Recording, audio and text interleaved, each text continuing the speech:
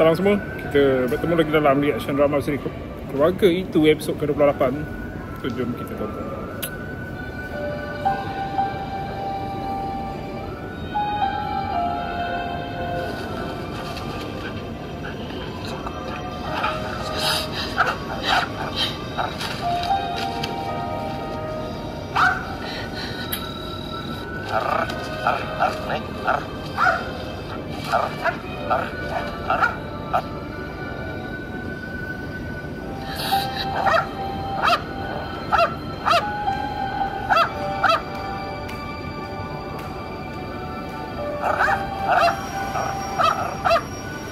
Tuan, ada sesuatu di sini, Tuan. Bagian forensik, boleh masuk? Ya Allah, janganlah dia.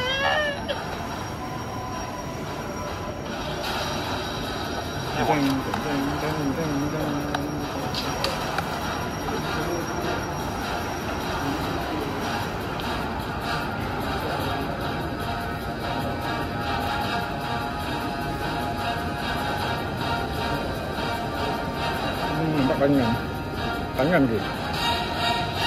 Baik, Tuan.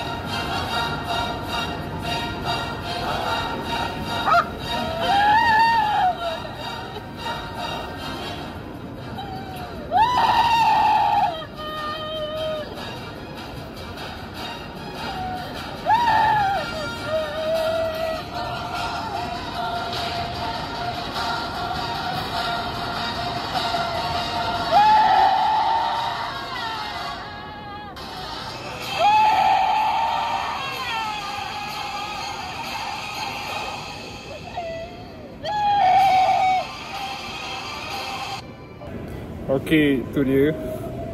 Aman pun sampai jadi kahar tadi. Dia punya adalah ekspresi kahar dia tu. Kalau korang tengok filem Kahar, Kapla High Council, fokus kat adegan tadi. Adegan tadi polis tengah mencari mayat. Kalau tengok tadi dia gali tadi tanah tu.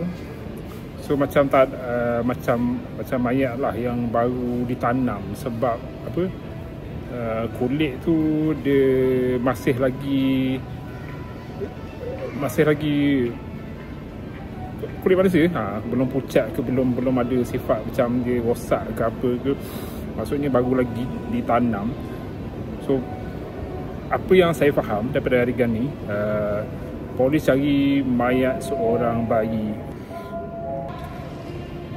Kalau ikut perbincangan penonton, polis cari mayat Jihad, anak kepada Aman dan Mia. Tapi soalannya, siapa yang bunuh bayi itu? Ada yang syak Mia, ada yang kata Mia. Orang kata Mia cekik anak tu, lepas tu mungkin apa, Mia pergi tanam lah tu. Saya ada juga tengok mungkin trailer dia, dalam trailer minggu akhir ni Aman kena tangkap sebab dalam pakai baju oren lah. So tak tahu macam mana nak dibuktikan yang Aman tak bersalah ke. Kena tengok episod apa minggu akhir nanti. Jumpa lagi.